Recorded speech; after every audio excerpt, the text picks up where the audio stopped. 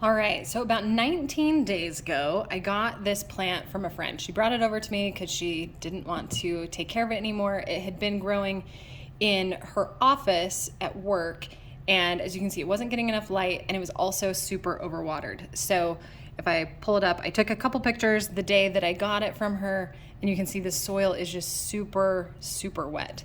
So I waited for it to dry out before I repotted it. Like I said, 19 days ago.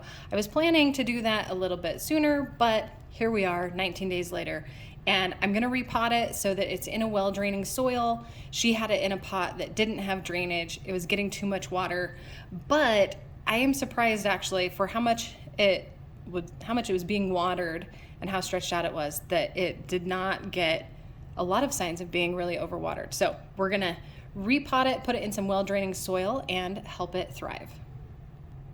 Now, before I repot it, I always like to take a picture of the plants before I repot them, as long as I remember. So I'm gonna go ahead and just add this to the app, the Succulent Tracker app, so that I have a record of that.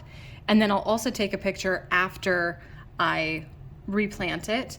That way I can see what it looks like. But this just helps me have a good reference over time for what this plant looks like. And that way I can always go back here and just see what happened and when it happened. All right, so I'm gonna pull this out of here. You can see it has a ton of dried up leaves. I like to have like a little garbage area when I'm repotting. I'm gonna go ahead and pull off all those leaves. Sometimes this can stress the plant, and so I waited to do it until it was repotted. That way I wouldn't stress it twice, I'd just do it all at once. May or may not have been the best idea, but that is what I did. And you can see this is just, it's really, really crusty and dry and compacted. So I'm gonna squish it to really soften it up. And I wanna remove as much of this original soil as possible. And I'm gonna plant it up in a gritty mix. Yeah, there's like hardly any roots here. So this is gonna be interesting to see how this survives once it is replanted. Okay, so that looks good to me in terms of it's ready now to repot. So I'm gonna go ahead and put a little drainage screen in here and then a little bit of soil.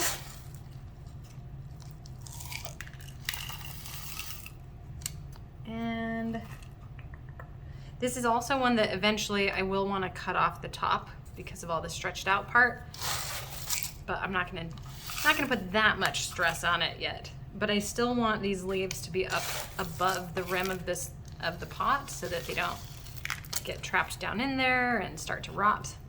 Okay, so that looks pretty good. With echeverias, you want to try avoid touching the leaves because it can wipe away the farina or the little powdery sunscreen coating that they naturally have.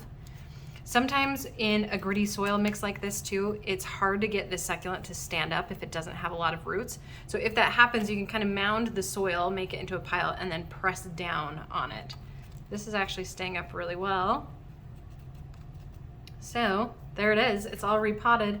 I'm not going to put a top dressing on it at the moment.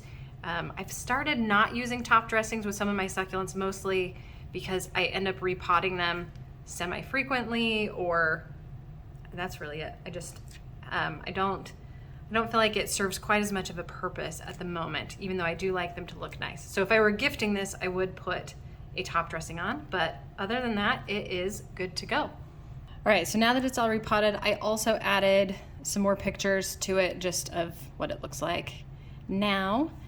And then I am going to record in the app also that I repotted it and removed the original soil. So you can put whatever notes you want in there, but that is it for me. So now I am going to water this tomorrow. I don't like to water the day of repotting, mostly because, as you saw, like I ripped off some of the roots. The roots were just really damaged anyway. And so this way it gives them a day to kind of heal or scab over. And then I will just flood this tomorrow, get it nice and soaked. And I will probably end up watering it about every 7 days. Sometimes being put into a gritty soil like this, it can almost like suck the water out of the plants because it doesn't have as much as it was used to in this very organic mix, right? That was really dense. So I like to water it a little bit more frequently right at the beginning and then cut back. So I'm gonna go about every 7 days, probably do that for 2 weeks and then see how it's looking. Right now, if we do, someone called it the taco test. So if I kind of squeeze the leaves here, you can see that they bend really easily. So I want it to be much more firm and I don't want it to have that bend in it. So I'm gonna water about every 7 days until that bend goes away, and then I'm gonna cut back so that I don't overwater this beautiful plant. So I'll keep you posted on it, but for now, it is good to go.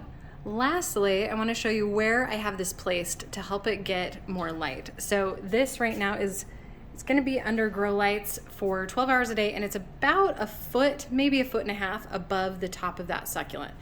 And while you can see it was very stretched out here, the new growth, just in that 20 days or so that I've had it, is a lot more compact, and it will continue to grow compact like that being under these grow lights. So I'm super excited to see what happens with it over the next few weeks.